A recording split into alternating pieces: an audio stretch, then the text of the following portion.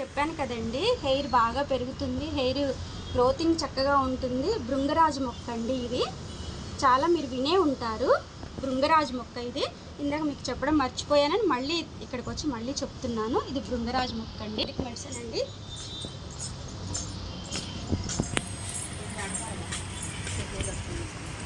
Money plant, మళ్ళీ సీత జడ చెట్లు అండి. సీత జడ చెట్లు పూలు చాలా చక్కగా పూస్తూ ఉంటే బాగుంటాయి, అందుకే చాలా వేసాము. రణపాల మొక్క అండి ఇది, ఆయుర్వేదిక్ మెడిసిన్. కిడ్నీలో రాళ్ళు ఉంటే కొంచెం ఆకు తింటే పొద్దున్నే కిడ్నీలో రాళ్ళు అనేటివి కరిగిపోతాయండి.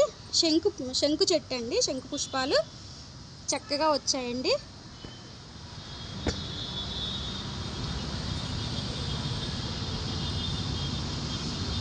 ఇవి వేడి నీళ్ళల్లో మరగబెట్టుకొని తాగితే అండి ఎర్లీ మార్నింగ్ వెయిట్ లాస్ కూడా అవుతారు. ఆయుర్వేదిక్ మెడిసిన్ అండి ఇది, చాలా మంచిది. ఇలాంటి మొక్క ఇంట్లో ఉంటే చూడండి చక్కగా ఇలా పూలన్నీ వచ్చేసేవి. మీరు కూడా ఇలా ఇలాంటివి కట్టేసుకొని ఇలా పెట్టుకుంటే చక్కగా కొంచెం ప్లేస్లో కూడా ఇలా చక్కగా పెట్టేసుకున్నారు. మీరు కూడా ఇలా పెట్టేసుకోండి.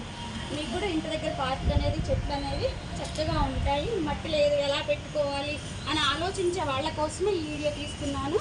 డాబా మీద మట్టి లేకపోయినా ఇలా కుండీలతో పెట్టుకొని మట్టి పోసుకొని చెయ్యాలి అన్నా చాలా కష్టం ఉంటుందండి. వీటికి చాలా పని ఉంటుంది. కుండీలు క్లీన్ చేయాలి, వేరు వేయాలి, మొక్కలు ఎప్పటికెప్పటికి చెత్త లేకుండా చూసుకోవాలి.